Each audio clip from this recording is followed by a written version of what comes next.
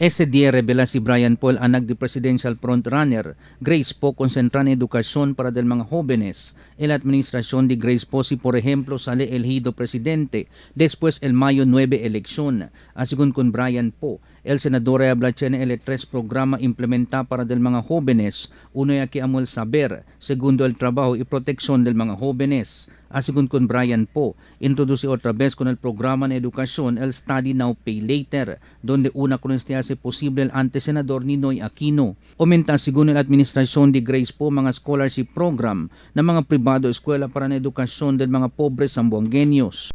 Kaya ang nanay ko, naghanda siya ng 3 case para sa kabataan. Una ay ang karunungan, pangalawa ay yung kabuhayan, tapos yung pangatlo ay yung kaligtasan ng mga kabataan.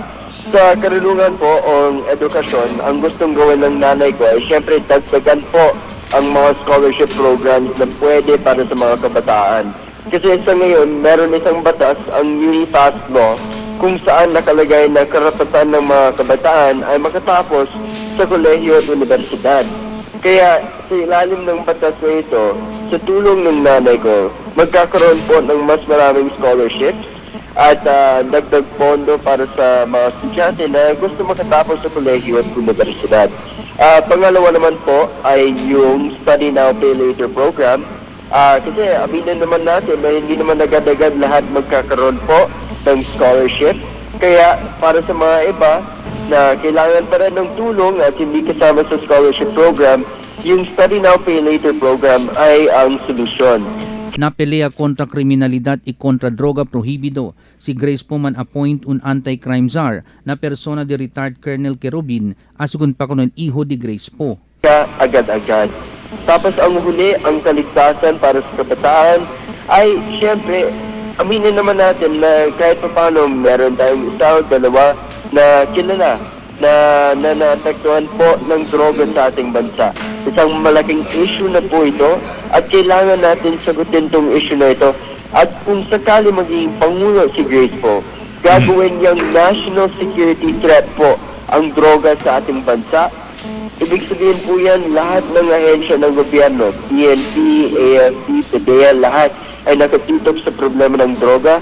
At sa tulong po ni Colonel Kerubin, bilang isang crime czar, ay magkakaroon tayo ng isang gobyernong may puso na talagang tutok sa problema ng droga para maramdaman po ng lahat ng mga drug pusher at drug lord ang buong puwersa ng gobyerno. Yes. De mas temprano entrevista con Senadora Grace Po, ella promete para ayudar con el sector de agricultura, especialmente aquí na Zamboanga Peninsula.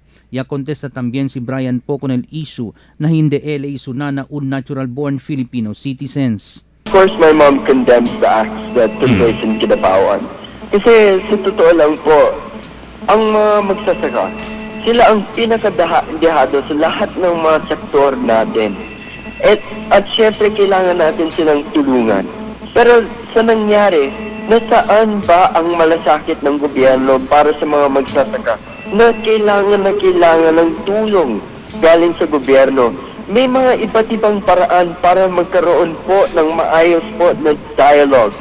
Pero ang nangyari, nagpunta sa ganong klaseng solusyon. At naniniwala talaga ng nanay ko that violence is never the answer. Kaya talagang dapat nagkaroon ng konting malasakit ang gobyerno para sa mga magsasaka. Kaya asigon pa con Brian Po, uno del mga plano del Sunana, amo para dali libre komida con el mga bata ta entra na publiko eskwela. Gilbert Manuel, Dateline Zamboanga.